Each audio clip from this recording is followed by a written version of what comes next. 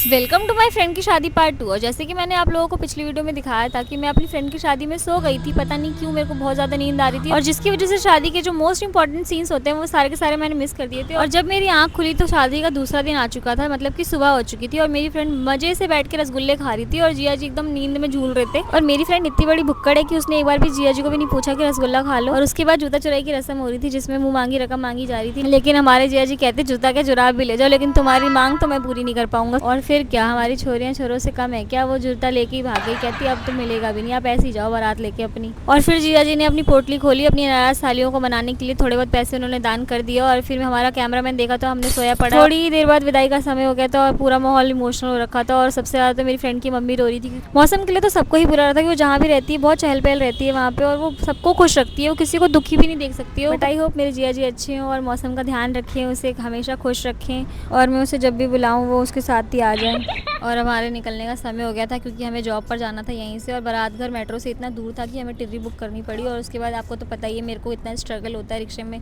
बिठाने के लिए, मेरे को तो कम पर मेरे व्हील चेयर को ज़्यादा। तो ओके बाय, अपना ध्यान रखना।